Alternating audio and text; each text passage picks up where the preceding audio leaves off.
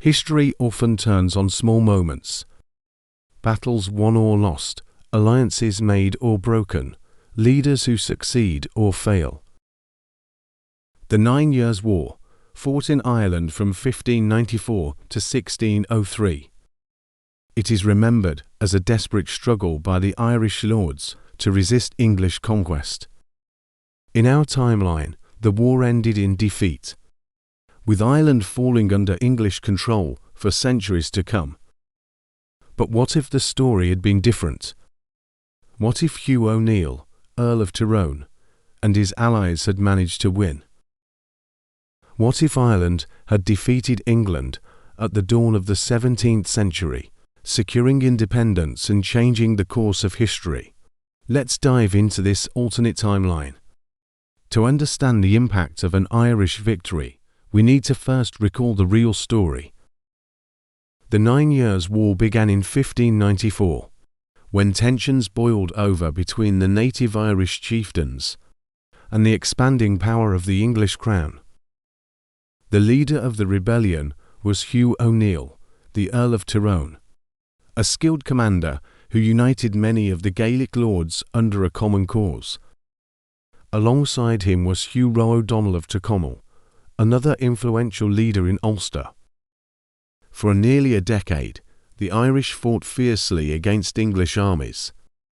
Early on, they won several impressive victories, using guerrilla tactics and their knowledge of the land to their advantage. Their rebellion also gained international attention. Spain, locked in a bitter conflict with England under Elizabeth I, saw Ireland as the perfect weak spot to strike at their enemy. But despite these advantages, the tide turned. In 1601, the decisive moment came at the Battle of Kinsale. A Spanish force landed to support the Irish, but poor coordination and bad timing led to disaster. The English defeated the combined forces, breaking the back of the rebellion. By 1603, Hugh O'Neill submitted to the crown. Soon after came the flight of the earls, the confiscation of huge estates, and the brutal plantation of Ulster, where English and Scottish settlers were placed on seized Irish land. Ireland became England's first colony and the blueprint for future empire building. But let's imagine things go differently. The Spanish fleet lands at Kinsale, but this time coordination is strong. O'Neill and O'Donnell arrive on time, and the Irish-Spanish forces link up effectively, and they crush the English army in a decisive battle. Elizabeth I, already stretched thin by wars in the Netherlands and against Spain, cannot afford to pour more soldiers and treasure into Ireland. Facing a humiliating defeat and pressure at home, she recognizes Irish independence. By the Treaty of Dublin in 1603, Ireland is established as a sovereign Catholic kingdom under Hugh O'Neill, allied with Spain. England withdraws its garrisons, and for the first time in centuries, Ireland stands independent. An independent Ireland in 1603 would look very different from the Ireland we know. Instead of confiscations and plantations, the Gaelic lords retain their lands and power. The social fabric of Ireland remains intact. No mass displacement, no Ulster plantations, no large influx of Protestant settlers. Religiously, Ireland would remain firmly Catholic, tied closely to the Counter-Reformation sweeping through Europe. The Catholic Church, supported by Spain, would dominate cultural and political life. Dublin could even become a hub of Catholic learning, rivaling Paris or Madrid. Politically, Ireland would lean heavily towards Spain and possibly France, cementing itself as a Catholic bulwark against Protestant England. England, meanwhile, would be humiliated. Defeat in Ireland, combined with ongoing war with Spain, might undermine Elizabeth's later reign, even weaken the Stuart succession when James I comes to the throne. For England, this loss would be devastating. The conquest of Ireland had been seen as both a necessity and a matter of prestige. Failure to secure it would leave England vulnerable, always threatened by Catholic forces just across the Irish Sea. The financial strain of war had already been enormous.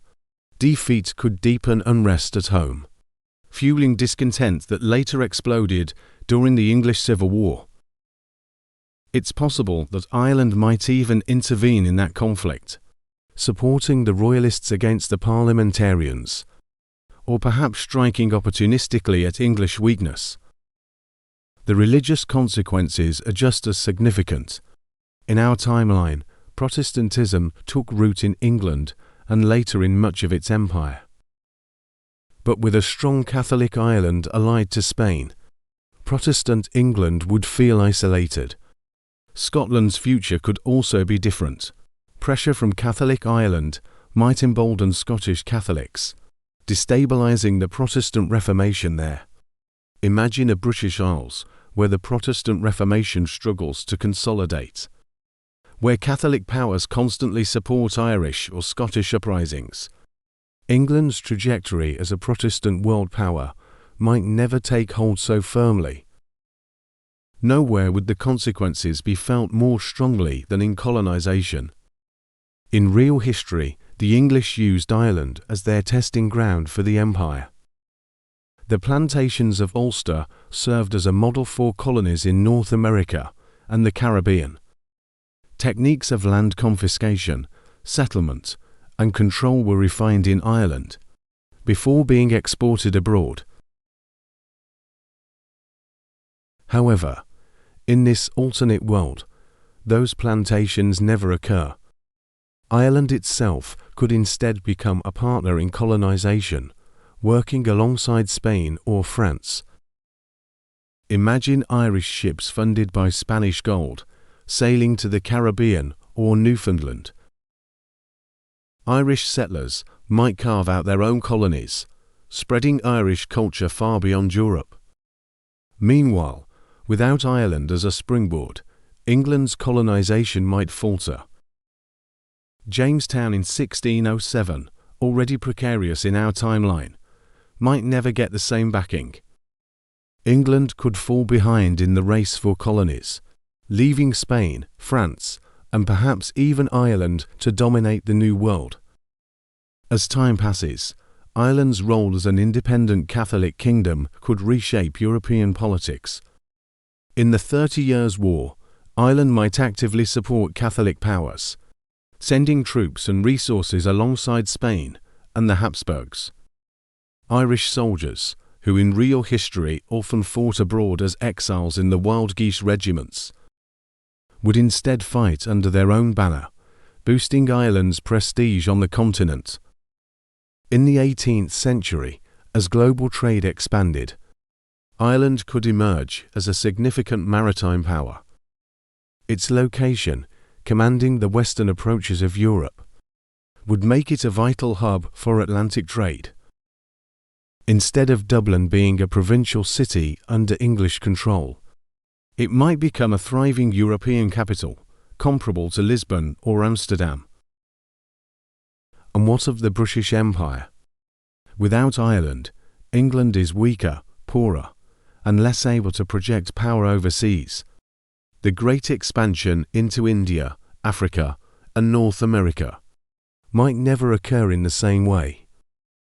Perhaps France dominates North America entirely.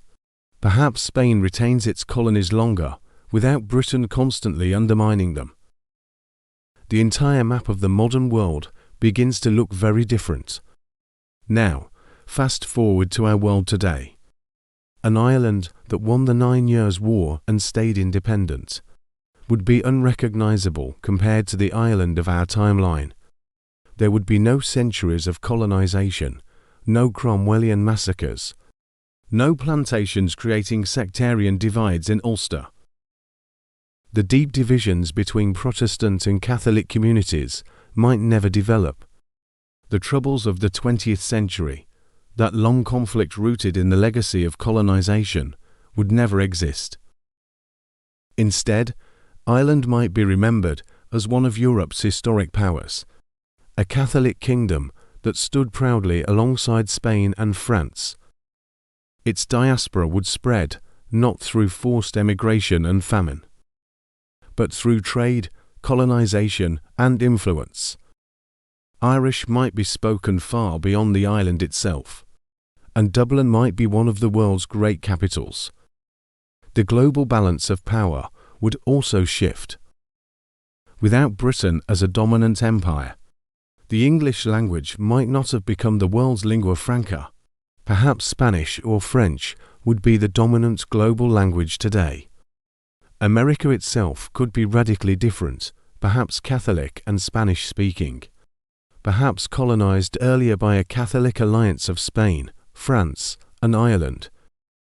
In short, the entire trajectory of modern history could shift, all from one decisive victory in Ireland over 400 years ago. The 9 Years' War is remembered as a tragic defeat, but in this alternate timeline, it becomes Ireland's great triumph, a victory that reshapes not just the island, but the entire world. So what do you think?